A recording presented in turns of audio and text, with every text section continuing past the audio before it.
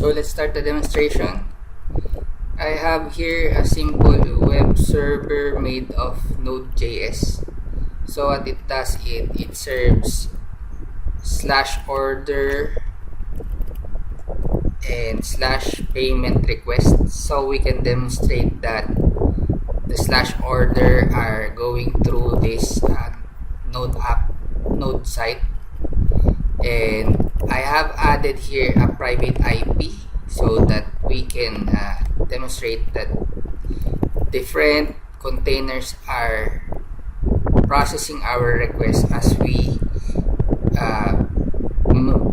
make more HTTP requests on our Node.js. So let's just do a quick run on this. If I do node server.js, then we go to localhost colon 8080. Okay, so we'll see here, this is our index page, and then let's go to /order. Okay, processing order, and then let's go to payment. Processing payment, but as you observe, the IP address doesn't change. That just means that our requests are processed by a single node. So what we want to achieve is every time I refresh this, a different container will be serving my request, so that if I have a million of order requests, we will see that our containers are processing them, so distributing all the loads to different containers that we set up. Okay.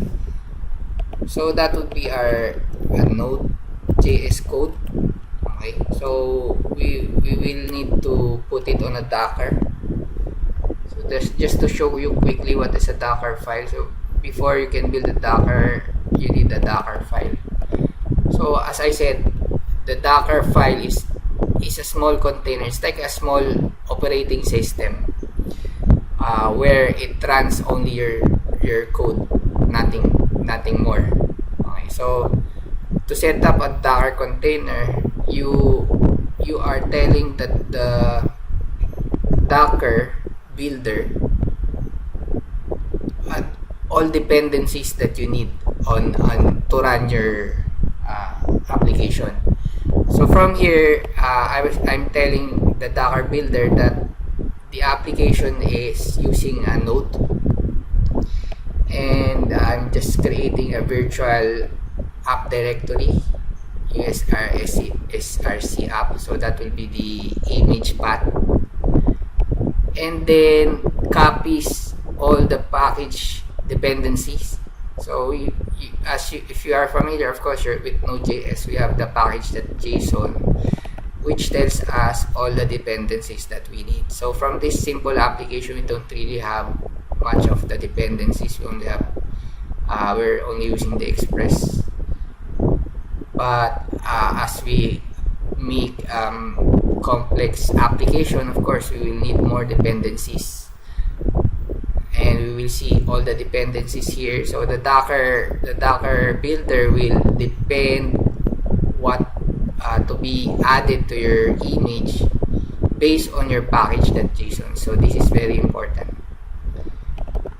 So after copying that all the files on your Docker image, then it will run npm install, which what it does is to execute all the installs that you have on the package.json. So all dependencies will be installed on your image, so it will copy everything you need on your image. Okay, and then there, bundle the app, okay, using this copy. And then we are telling that the container can be accessible using 8080 port, and this will be the command to run it when we run the image. So it will use node server, like what I did here, to run the node at server.js. So this Docker file is a set of instructions that tells your Docker builder what are the dependencies you need on your application, and how to access it, and what would be the starting point, which is this. Okay, so much for that. Let's start going to our Linux server. So I'll be connecting to my EC2 instance. Okay, so let's go in. Okay, actually I just installed I copied an AMI instance where it's already Amazon ECS optimized, so all the Docker builder you need is already there. So you can also look for that instance on the AMI, and then start that instance on your EC2. That's the easiest way, so you don't need to set up all the Docker. Okay, it's pre-installed for you. So let's see, where is the path. There cd docker build.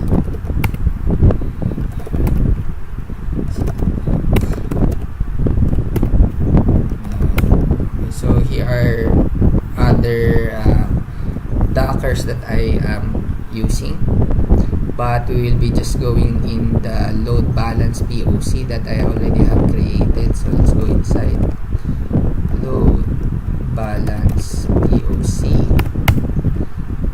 Okay, so there's nothing there, so we have to transfer all these files into our Linux machine by using nano.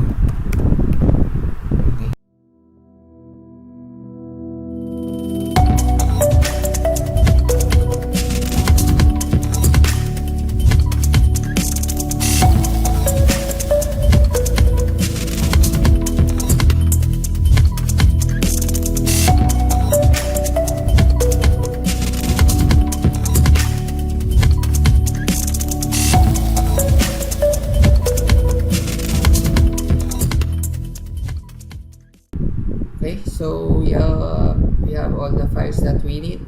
Okay, the node underscore modules will be created for you when you run npm installs. So let's just test that the node is working. So by first, of course, call the npm install, because this is newly added. Okay, so it adds all the dependencies. Okay, good. And then we can now say node server.js. Okay, so it's running. I don't have to go in because it's internal. Okay, so now that we have checked that the node is, our server node is working, we can now push this to ECR, or the image. So we have to build the Docker and then push it to the repository of ECS. So if we go here to my ECS account, this elastic container repository are the storage of all the images that we are building. So this image will be used as our container. So that is the build that we created, which we will be using later. So let's create a repository. Let's call this load balance dash POC. Okay, so this is where we will push our image. Okay, so Amazon is helpful because they already have added these commands for you.